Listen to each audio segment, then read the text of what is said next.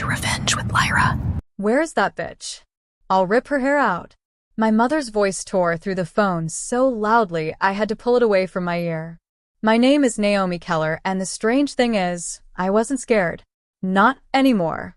We broke into the door at the country house, she screamed, words tumbling over each other. There was nothing there anyway. Nothing. And then the thieves showed up. There was a trap. A trap. I sat on the edge of my bed in my apartment, barefoot on cold tile, listening as her world collapsed in real time. My heart didn't race. My hands didn't shake. Something inside me had already gone still. Your brother is in the hospital, she went on. Your father left work immediately. We rushed home to sort everything out. She stopped suddenly, breath hitching. And when we opened the apartment door, she didn't finish the sentence. I could hear chaos on the other end of the line, my father barking orders, my grandmother crying, sirens somewhere far too close. Doors slamming. Panic. The sound of people who were used to control realizing it had slipped through their fingers. I closed my eyes, because I knew exactly what they'd found. They'd found the empty rooms, the missing documents, the silence where certainty used to live. They thought I was hiding. They thought I'd run. They thought this was revenge born out of anger. They were wrong. This wasn't rage. This was planning. And as my mother screamed my name into the phone, spitting it like a curse, I finally understood something she never had. You don't need to destroy people to ruin them. You just need to let them walk straight into the consequences they never believed would reach them. My mother didn't have to finish the sentence. I could picture it perfectly because I designed it that way. They'd open my apartment door expecting to find me panicking, hiding, begging for help, the way I used to. Instead, they found an empty place that felt like a courtroom before the judge walks in. No photos. No extra keys. No family spare copies. And on the counter, exactly where my mother always dropped her purse when she came to snoop, a single white envelope. Her voice crackled again. Naomi, what did you do? Answer me. I didn't answer right away. I listened. Because the truth is, that phone call wasn't the start of this story. It was the moment the story finally caught up to them. See, my family had always treated my life like overflow storage. If they needed a spare room, they took it. If they needed someone to blame, they pointed at me. If they needed money, they didn't ask, they assumed. The country house was the worst example of that. It wasn't some cute little getaway like my mom told people. It was a place my grandfather bought, then quietly put in my name years ago because he didn't trust what my family turned into when money was involved. They never forgave me for it. They acted like I'd stolen something by simply existing on paper. So when I moved out and went silent, they did what they always do when I'm not useful. They panicked and got greedy. They decided the country house must have something hidden inside it. A safe, jewelry, cash, documents. Something they could grab before anyone noticed. And that's why they broke in. Not because they loved the place. Not because they missed family summers. Because they thought my life still belonged to them. What they didn't know, what my mother still didn't know as she screamed into the phone, was that I'd stopped living like a victim weeks ago. I'd started living like a witness. The trap wasn't thieves the way she thought. The trap was certainty. I'd updated the locks, installed cameras, registered the alarm system under my name only. And the night they forced that door open, the system did exactly what it was built to do. It called the police. My brother didn't get hurt because I set him up. He got hurt because he ran from the consequences like he always had, fast, careless, convinced rules were for other people. I finally spoke, my voice calm enough to make her angrier. Mom, I said softly, why were you breaking into a house that isn't yours? She went silent.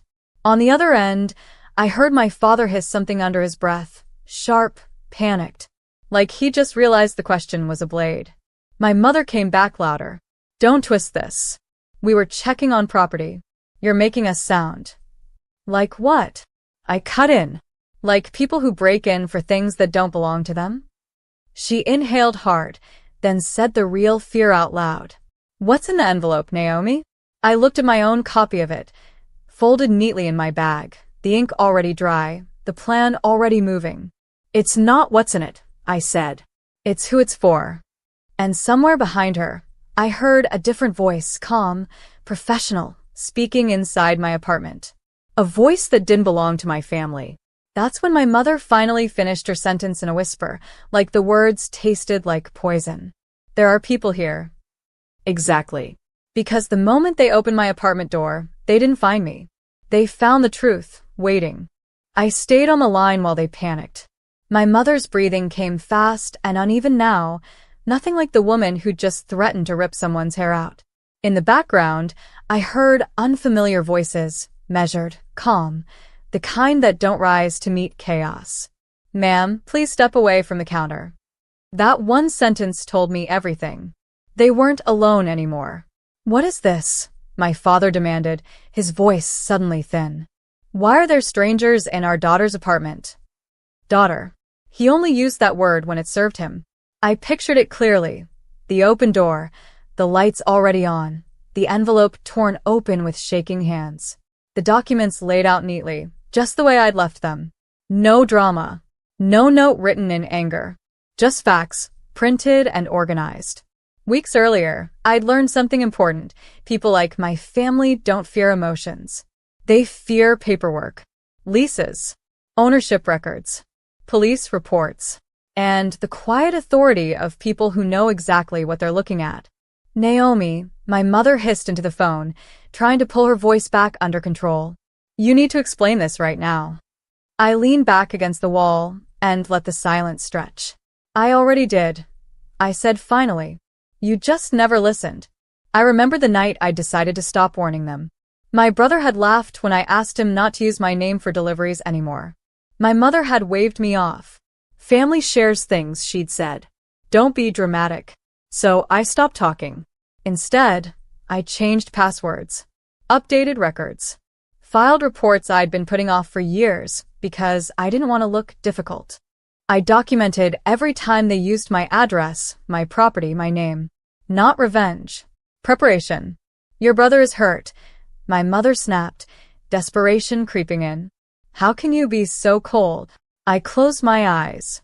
He's hurt because he broke into a house that isn't his, I said, and then ran when alarms went off. That's not cruelty. That's cause and effect. Behind her, someone spoke again, closer this time. Sir, we'll need you to come with us to answer a few questions. My father cursed under his breath. That was the moment it hit them. This wasn't a family argument they could bury. This wasn't something they could smooth over with a story later. They had walked straight into a situation that had witnesses. And no matter how loud my mother screamed my name into the phone, there was one thing she couldn't do anymore. Rewrite what was happening right in front of them. The shouting didn't help them anymore. That was new. My mother kept talking, faster now, sharper. But her words were bouncing off something solid. Rules. Procedures. People who didn't care who she was or how important she thought her family was. Naomi did this on purpose, she snapped. She's unstable. She's always been like this. I almost laughed. That line had saved her before. Teachers. Relatives. Friends. If I spoke up, I was dramatic. If I stayed quiet, I was moody. Either way, I was the problem. But not today. Ma'am, the calm voice said again, closer to the phone now. We're going to need you to lower your voice. Lower her voice. I'd never heard anyone say that to my mother and mean it. I pictured my apartment the way I'd left it. Clean, empty, intentional. The documents spread neatly on the counter. The camera light blinking softly in the corner, recording everything without emotion.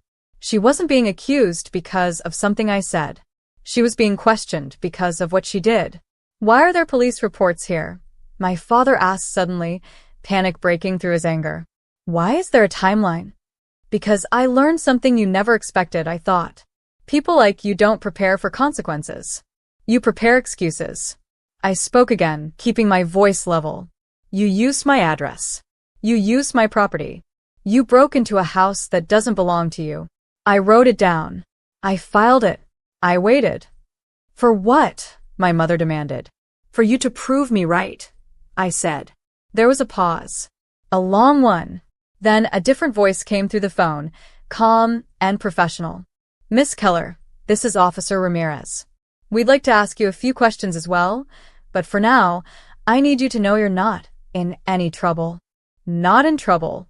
That sentence hit harder than any apology ever could. On the other end, my mother went very quiet, because for the first time in her life, screaming wasn't fixing anything. And the worst part, for her, was realizing this wasn't a trap made of anger. It was a trap made of patience. And she had walked into it all by herself. The silence on the line lasted too long. Not the dramatic kind. The dangerous kind. I could hear my mother breathing, trying to decide which version of herself would work best. The victim, the authority, or the wounded parent. She finally chose the one she always did when she felt cornered. This is being taken out of context, she said, slower now. Careful. You know how things look when outsiders get involved. Outsiders. That word told me everything. The problem wasn't what they'd done. It was who was watching. You're making us sound like criminals, she continued. Family matters should stay private. I closed my eyes. I'd heard that line my whole life. It was her way of erasing things, turning harm into misunderstanding, turning boundaries into betrayal. You broke into a house that isn't yours, I said evenly. That's not a feeling. That's a fact. She scoffed. We were checking on property. You're twisting this. No, I replied. I stopped letting you. In the background, I heard papers shifting. Someone asking for ID. Another voice reading something out loud, dates, addresses, my name. My father interrupted, sharp and tight. Naomi, why are there statements here? Why does it say we've been warned before? Because I learned how to write things down, I thought. Because silence only protects the people who benefit from it. My mother jumped back in, her voice brittle now. You're doing this to punish us. Do you realize how this looks? That question again. Always image. Always reputation. I do, I said quietly. It looks like the truth. Another pause. Then a sound I didn't expect. Crying. Not loud. Not apologetic. Frustrated. Like someone realizing the script they've used for years isn't working anymore. We gave you everything we could, she whispered. How could you do this to us? I didn't raise my voice. I didn't argue. I didn't do anything, I said. I just stopped fixing it for you. And somewhere inside my apartment, a pen scratched against paper, sealing a version of events my mother could no longer rewrite. For the first time, the story wasn't hers to tell. The next voice I heard wasn't my mother's. Ma'am, the officer said calmly, we're going to need you and your husband to step aside for a moment. Step aside. That phrase landed harder than any accusation. It meant the room had shifted. It meant decisions were being made without asking for her permission. What does that mean? My mother demanded. Are we being accused of something? No, the officer replied. We're establishing facts. Facts. The one thing she'd spent her life outrunning. I listened as chairs scraped against the floor, as footsteps moved away from the phone. Someone asked my father to confirm his name. Another person asked about the country house, why the alarm was triggered, why the locks were forced, why they ran. My brother's name came up. Again. He's in the hospital, my mother said sharply, trying to regain control. He was hurt. That should matter. It does, the officer answered. That's why we're documenting everything. Documenting. I looked around my quiet apartment and felt something settle in my chest. Not relief. Not triumph. Finality. Because once things are documented, they stop being opinions. My mother came back on the line, her voice lower now. Controlled. Dangerous. You think you're very smart, don't you? No, I said. I think I got tired. Tired of what? Tired of being the cleanup crew for your choices. She exhaled slowly. You didn't have to do this. Yes, I replied. I did. There was a pause. Then she said the sentence I'd been waiting for my entire life. We didn't think it would go this far. I closed my eyes. That's the problem, I said. You never do. On the other end, the officers began explaining next steps. Reports. Follow-ups. Statements. Timelines. Words that don't care about tone or tears. The room had chosen its side. And for the first time, it wasn't hers. The call ended without a goodbye. Not because they were done talking, but because someone else had taken over. Later that night, an officer called me back. Calm. Professional. The kind of voice that doesn't exaggerate because it doesn't need to.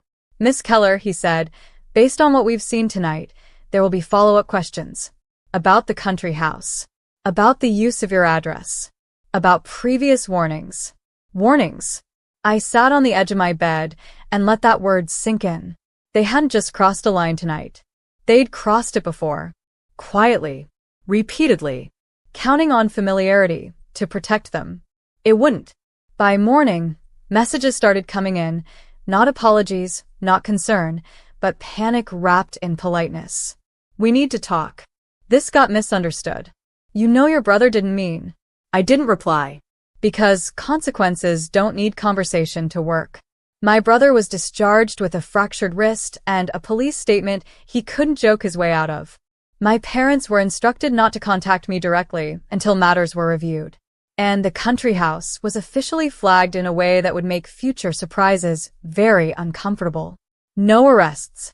No dramatic handcuffs. Something worse. Restrictions.